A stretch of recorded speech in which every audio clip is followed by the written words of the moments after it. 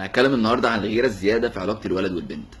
ان الولد يبقى غيران غيره زياده عن على غيره زياده على البنت، والبنت تبقى غيرانه غيره زياده على الولد. الناس بتبقى في ناس بيبقوا فاكرينها ان هي دي الحب الحقيقي على رأي محمد فؤاد. لا، ده مش الحب الحقيقي. الغيره او الدنيا عموما ماشيه خير الامور الوسط. الغيره حاجه حلوه جدا وبتحسسك باهتمام الحد ده وحبه ليك وخوفه عليك والكلام ده كله. لكن الغيره لما تنط نطه كده ملهاش اي لازمه، فدي في حد ذاته فشل العلاقه، وقابل المشاكل اللي قدام اللي هتتحول لشك، لقله اهتمام، لخوف من الحد اللي انت مرتبط بيه. انت دلوقتي، انا هتكلم كولد، انت دلوقتي قلت للبنت دي ما تكلم، او انت مرتبط بيها او اللي بتحبها ما تكلميش الحد ده. ليه؟ هو كده وخلاص. ما قلت السبب مقنع، ما تنفذيش كلام خالص. تمام؟ انك تتحكم في لبسها. انت نفسك لما بتبقى ماشي في الشارع لابس لبس مش طايقه، او لبس مش مقتنع بيه عشان امك كانت غاسله الهدوم اللي انت بتحبها وما لحقتش تنشف، تبقى متضايق. فما تتحكمش في لبس حد.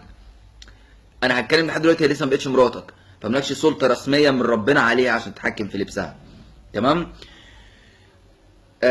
موضوع سي السيد وانك تشخط وتنطر على اي حاجه واي شيء، ده موضوع بيبان قد ايه انت ضعيف.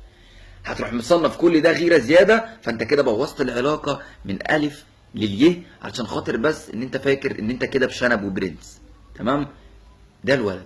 البنت كوم تاني خالص بقى. البنت حبيبها مثلا يكون ماشي، او المرتبط بيه او المخطوبه له، لا ما تسلمش على دي، لا ما تكلمش دي والكلام ده كله. والغيره عندها تبدا بشك. ممكن من كتر ما هي مش من بتغير عليه، او الغيره شايفاها حاجه اساسيه فبتغير اكتر واكتر واكتر، يبقى نايم هو في سابع نومه وتكلمه بالليل تشوفه هو ويت ولا لا، عشان خاطر شاكه فيه. تصحيه من النوم على رنه تحصل كذا مره، خلاص هو عارف ان هي بتطمن هو ويت ولا لا، بيخونها ولا لا. دي بقى الغيره الزياده اتحولت لشك. الدنيا بتبقى صعبه شويه. تمام؟ ما تاخدوش الموضوع على صدركم قوي ان الموضوع لا صعب، لا لازم ما لازم نغير مش عارف ايه. لا، اللي عايز يعمل حاجه بيعملها. غيرتك عليه زياده مش هتربطك بيه قوي، بالعكس ممكن يتخنق ويطفش. اللي عايز يعمل حاجه، اللي عايز يخون، اللي عايز يحب عن حبيبته او اي حاجه هيعمل. فاللي انت بتعمليه ده ملوش اي لازمه ومش هياكل عيش. وعايز اقولك على حاجه مهمه جدا. لما يجي يقف يسلم على واحده وانت تتضايقي، هو وقف دقيقتين سلم على واحده، بعد كده هيسيبها ويكمل طريقه معاكي انت. فانت ازاي بتفكري انك ممكن تغيري من بني ادمه عملت كده عشان خاطر بس انت فاكره ان الغيره الزياده حب؟ الغيره الزياده مش حب، انا مقتنع بكده واكيد في ناس مقتنعه بكده. هو كمل طريقه معاكي، وقف دقيقتين هيكمل طريقه معاكي، هيقف 3 دقايق هيكمل طريقه معاكي. الغيره ما بتامنش لحد. ما تفكريش انت كده بتامني على نفسك انه يفضل معاكي، لا.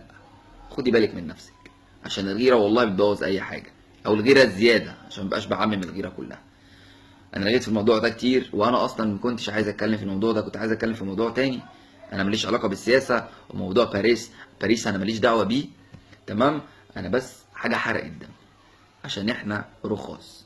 افصلوا ده عن ده بقى بعد اذنكم، ويا رب الفيديو يكون عجبكم. بس كده، السلام عليكم.